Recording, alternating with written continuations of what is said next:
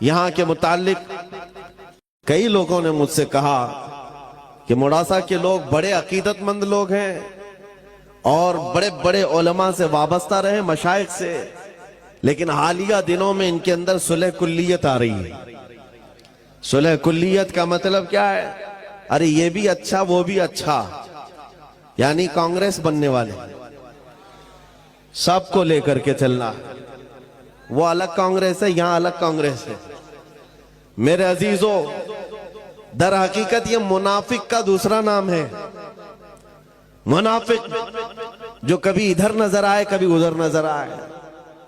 मेरे अजीजों, आपसे तो मैं कहूंगा कम से कम आपको ये ज़ेब नहीं देता कि दर दर की ठोकरें खाओ, इसको उसको राजी करो। अपना सब कुछ गुंबद खजरा कल भी था और आज भी है। मेरे नबी से मेरा रिश्ता कल भी था और बतला दो गुस्ताखे नबी को गैरत सुन्नी जिंदा है, उन पे मर मिटने का जज्बा कल भी था। और मुझे इस बात का एतराफ है कि इतनी जलाल भरी और गरजदार आवाज के बाद अब मेरी आवाज की कोई हैसियत नहीं है।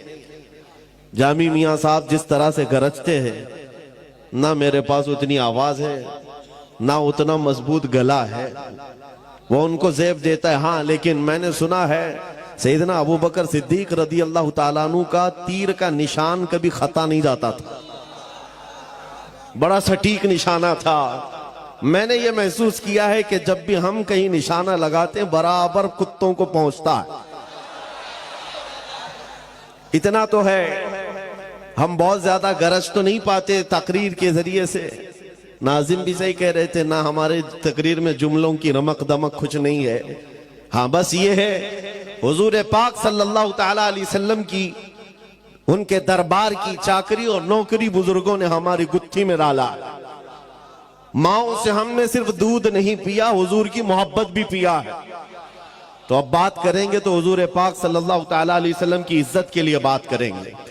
अजीजान गिरामी वक़ार, हम आज जिन हालात के शिकार हैं, बहुत सारे लोगों ने तुम्हें नर्वस बना रखा है कि तुम्हारे पास कुछ नहीं है, और ऑलरेडी ये बहुत सारे एहसास कमतरी के शिकार हो गए।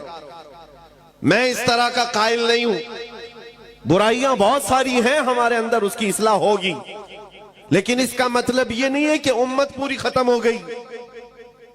तुम्हारे पास कोई दौलत ही नहीं है, तुम बिखरे हुए हो, टूटे हुए हो, नहीं, मैं इसका कायल नहीं हूं। आज भी हमारे पास बहुत बड़ी दौलत है। इकबाल ने 100 साल पहले कहा था, जरा नम हो तो बड़ी जरखेज है मिट्टी ये साकी। मायूस नहीं हूं मैं अपनी किश्ते वीरां से इकबाल, जरा नम हो तो बड़ी जरखेज है ये मिट्टी। यानी सब कुछ आज दुनिया हमें बता रही है, ये सिर्फ और सिर्फ तुम्हें एहसास कमतरी की बीमारी में लाने के लिए। होता यह है कि आदमी को मैदान जंग में जाने से पहले अगर ये बता दिया जाए कि तेरे हाथ खराब हैं, तेरे पैर खराब हैं, तेरा दिमाग भी सही नहीं है, तो वो बेचारा शक में अपने आप को ही कमजोर महसूस करके पीछे भाग जाता है। अक्सर ऐसा हो रहा है। इस कौम को बार बार ये कहकर डराया जा रहा है कि तुम बिखरे हुए हो, टूटे हुए हो, तुम्हारे पास कुछ नहीं, और ये काम सुलह कुल्ली ज्यादा करते हैं। जमात के अंदर मौजूद गद्दार ये काम ज्यादा करते हैं। मगर हमारा मिशन ये है कि हमारे पास आज भी वो दौलत मौजूद है जो पूरी दुनिया को हिला सकती है। और देखा भी है हमने, देखा भी है, सिर्फ अपने इलाके में नहीं, यूरोप की सरजमीन को भी हिलते हुए देखा जब खादिम हुसैन व्हील चेयर पर बैठकर लब्बैक पुकारता था। माजूर पैरों से खड़े नहीं हो सकते थे, लेकिन उनके नारे में इतना दम क्या था कि यूरोप की पार्लियामेंट में उनके नाम पर डिस्कस होने लग जाए। पता यह चला कि कोई तो दौलत है जो आज भी पूरी कायनात को हिलाती है, कोई तो दौलत है तुम्हारे पास। मैं उसी की तरफ आता हूं। वो दौलत हासिल करना तुम्हारा असल शिवा हो। तुम्हारी जिंदगी का मकसद सिर्फ ये हो कि वो दौलत छीनने ना पाए, बाकी सब जाए, कोई फर्क नहीं पड़ता, कुछ फर्क नहीं पड़ता। आपको एक हदीस के जरिए से मैं बताता हूं। मेरे अजीजों, हो क्या गया है, हमने फख्र करने का जो तरीका है वो दूसरी चीजों पर सीख लिया। इसकी प्रॉपर्टी इतनी है, उसकी प्रॉपर्टी इतनी है, इसका नाम इस पे है, इसका मनसब ये है। इन चीजों को हमने फख्र का जरिया बनाया हुआ है। बल्कि असल चीज जो तुम्हारे पास दौलत है उसे फख्र का जरिया बनाते। दुनिया तुम्हारी आंख से आंख नहीं मिला सकती। आज नबी पाक सल्लल्लाहु तआला अलैहि वसल्लम के वो फरमान की तरफ आओ। आज जो गरीबी का एहसास कर रहे हैं और अपनी महरूमी का एहसास कर रहे हैं, उनके लिए मैं बात कर रहा हूं। जंगे बदर के बाद जब हुजूर सल्लल्लाहु अलैहि वसल्लम ने माले गनीमत तकसीम किया तो उसमें मुहाजिरीन को थोड़ा माल ज्यादा दे दिया। जो हिजरत करके आए थे उनको माल ज्यादा दिया, जो मदीने के रहने वाले अंसार थे उनको कम दिया। अब मदीने के अंसार के दिलों में यह बात आई कि हुजूर अपने गांव वालों को माल ज्यादा दे चुके हैं। ये चीमी गोइयां चलने लगी। हुजूर पाक सल्लल्लाहु तआला अलैहि वसल्लम तक ये बात पहुंची। साद बिन मुआज रज़ियल्लाहु तआला अन्हु को हुजूर ने बुलाया, जो अंसार के सरदार थे। हुजूर ने पूछा, ऐ साद, क्या तुम्हारे कबीले में ये बातें चल रही हैं? उन्होंने कहा, हाँ या रसूल अल्लाह सल्लल्लाहु अलैहि वसल्लम, माले गनीमत की तकसीम के बाद ये बातें चल रही हैं। हुजूर ने फरमाया, अपनी कौम को एक जगह जमा करो, अंसार को एक जगह जमा करो। तवज्जो मेरे अजीजों, अंसार को सब एक टीले के पास जमा किया गया। नबी पाक सल्लल्लाहु अलैहि वसल्लम तशरीफ लाए और पूछा, सुना है कि तुम्हारे दिलों में एक बात आ गई है कि मैंने मुहाजिरीन को माल थोड़ा ज्यादा दे दिया है, क्या ये बात सही है? उनकी गर्दनें झुक गईं। कहा, हाँ या रसूल अल्लाह, हम में से कुछ लोगों के दिलों में बात आई। नबी पाक सल्लल्लाहु अलैहि वसल्लम ने वो खुतबा दिया, बुखारी शरीफ और मुस्लिम शरीफ पढ़ो, आंखें नम हो जाती।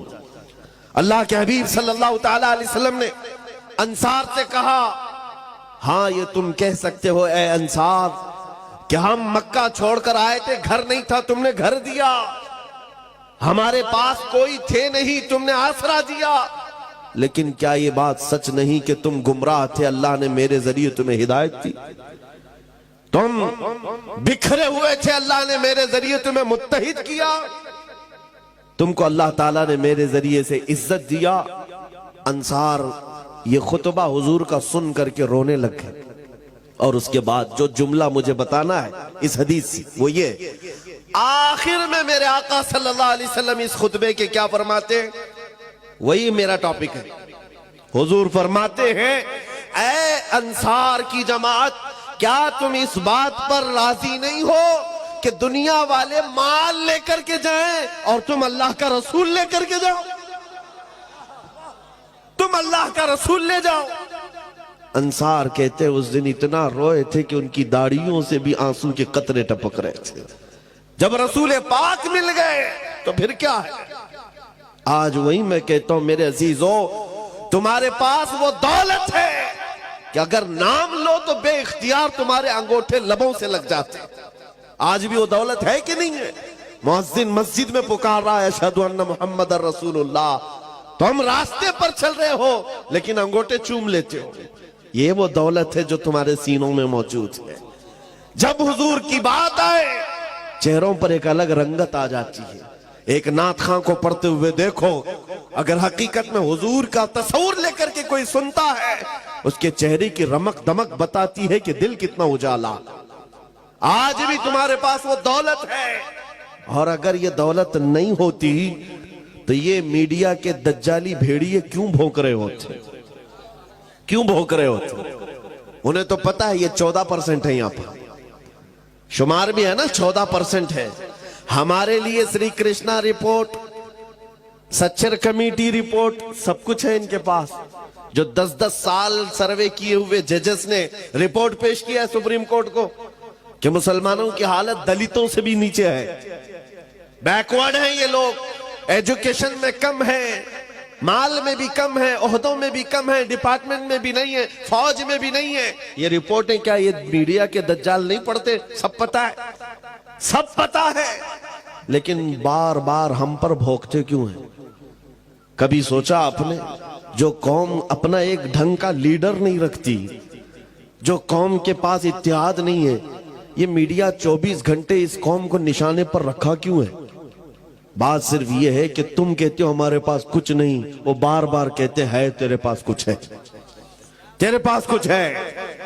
तुम बार बार कहते हो हम लुटे हुए हैं, वो कहते नहीं तुम बड़े डरावने हो, तुम्हारे पास कुछ है।